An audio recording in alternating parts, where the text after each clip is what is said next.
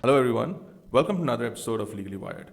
On this episode of Legally Wired, we look at how you can make a seven figure salary very quickly right from graduation.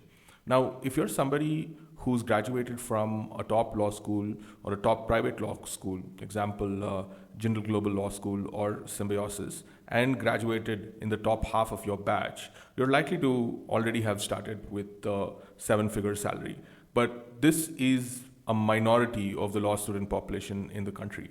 Most of you, when you start out after graduation, are not making seven figures. You're making low six figures. It's likely that you're somewhere between the 5 and 9, sometimes even less. Like I said in one of my prior videos, in litigation, it's quite common to make between 10 to 15,000 rupees a month. So that literally puts you 175 a year, and that's nothing in terms of real wages and your ability to live a fruitful life. So here's the question: so how do you very quickly make that kind of money? It's not that difficult, or it's not that far off of a dream as many of you might think. I think if you're somebody who starts out at 3 lakhs per year, it should take you around 2 to 2.5 years to hit the 10 lakh mark. And I'm speaking out of experience. And in fact, I thought of myself as one of the slower ones. I started my salary around the 3 lakh number, and it took me around almost full 3 years to make 11 lakhs. So I think that's not a bad number at all. That's not a bad start at all. The key question is, how do you get there quickly?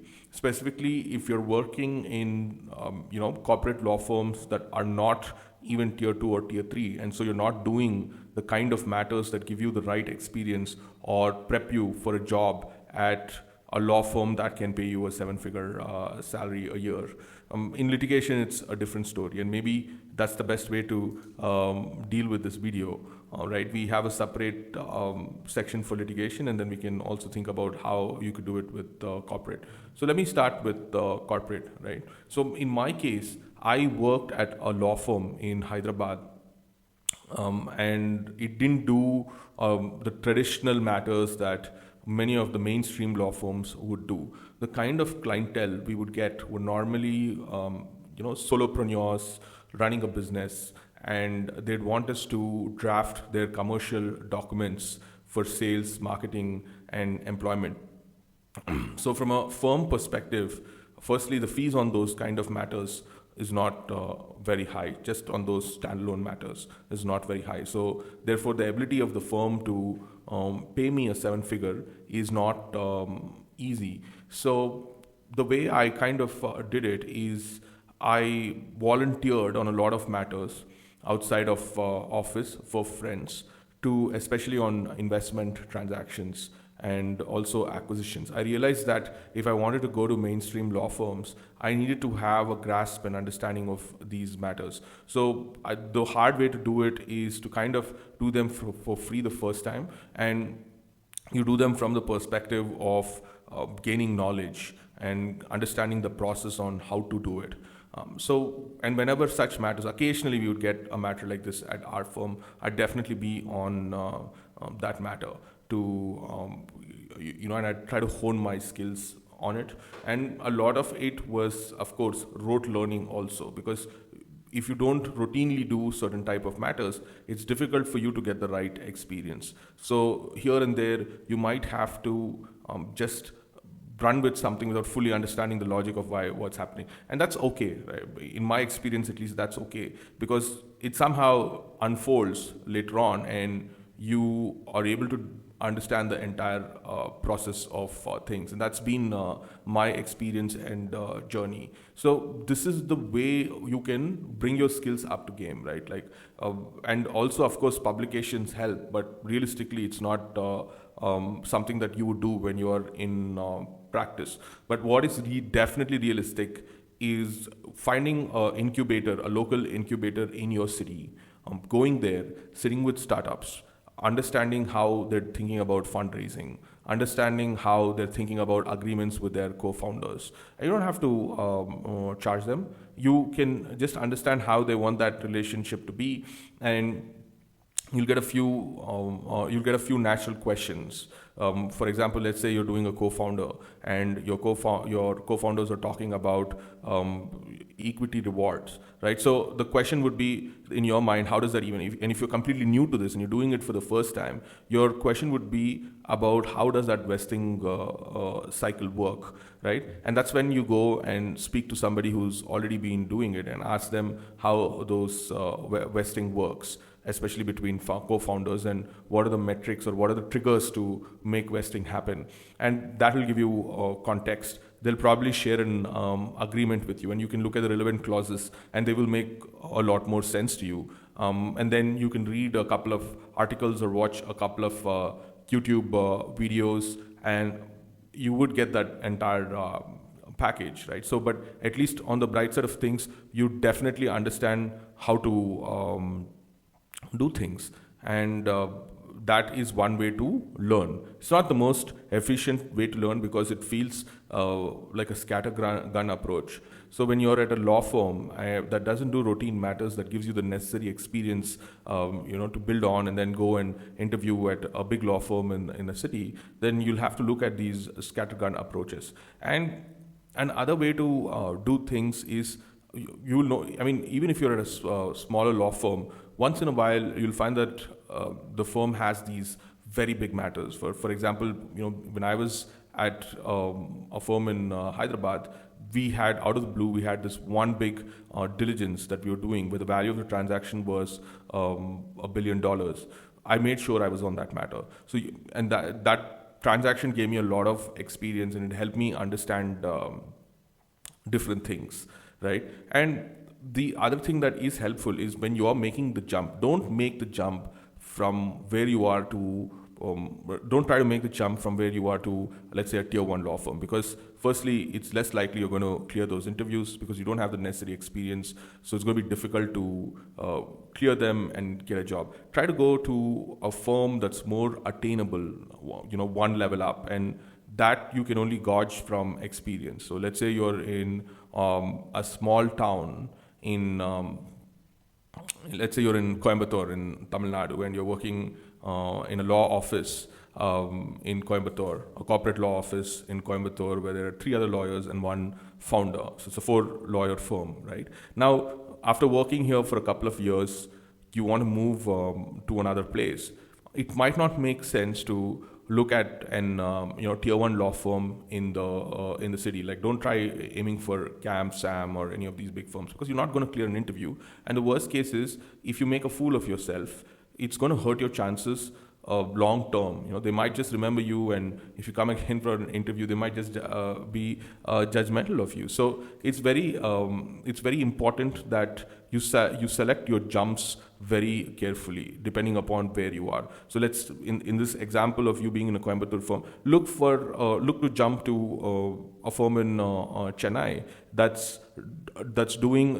has a slightly bigger team, that's still not probably an 8-member law firm or a 10-member law firm that does slightly better corporate matters.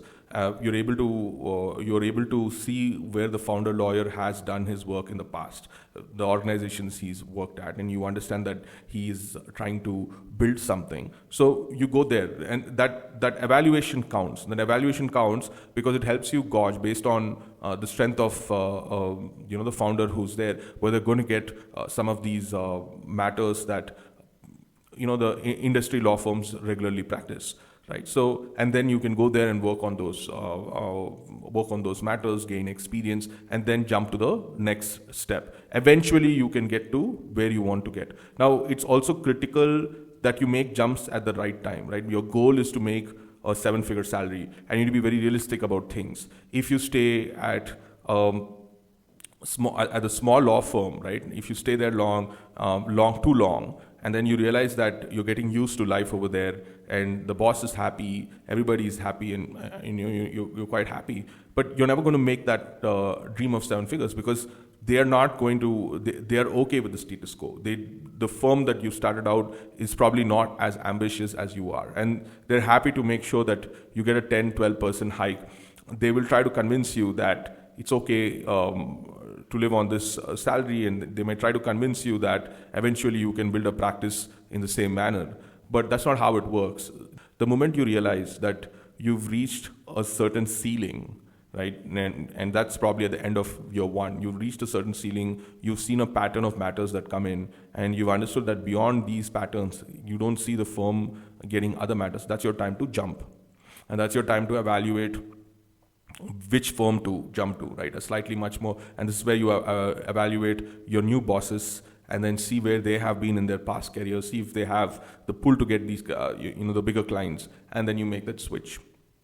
And the same concept applies over here. And eventually you will get to a point where, you can probably switch to a good tier 1 or a good tier 2 law firm where a 7-figure salary is routine, and it's not that big of a deal, and you can do better things. It's just that the time process for these things may be slightly longer than somebody who's got a job on day zero from law school. But believe me, this longer path is also not a bad path, because you get a lot of experience, and you see you work with a lot of difficulties, right? You work with a lot of challenges, and you are always learning how to improvise, how to make adjustments, and how to do things better, right? So that aspect of creativity comes to you, and it can have it can play a bigger role in the things that you do. So it's not a very bad route. Ultimately, what happens is, when you look at, if you're somebody who's working hard towards this objective, right, and you look at the people who made it to top firms right on day zero, and you look at all of them, and you look at yourself and them at the 10-year horizon, you'll probably be at the same number, give or take a few lakhs, and it wouldn't matter more, and you would in fact appreciate your experience, right? Some of this I'm speaking out of my own personal story. I'll do an other video on how my journey happened, right from a small law firm in Hyderabad all the way to Ketan & Co. in Mumbai, and I did that over a space of around 5 to 6 years, right, which wasn't bad, in my view at least. And then from there I jumped in-house. So it has a lot of things that you pick on the way, and helps you improvise on many things, and it helps you think out of the box. So it's not a bad path too, and you shouldn't be disheartened if that's the path or trajectory you are on. So in terms of litigation, I'm going to try and bring someone who has walked that path, right, and has made it big. In fact, I do have a friend who was a principal associate at a very prominent law firm in Mumbai, and now she has gone on an entrepreneurial path. And I'm going to try and bring her to the show, and we can do a podcast, and we can hear her journey in litigation and how she made it to a 7-figure salary. I hope you were able to glean some value from this video. Thank you again, and can't wait to speak to you again next week. Bye-bye.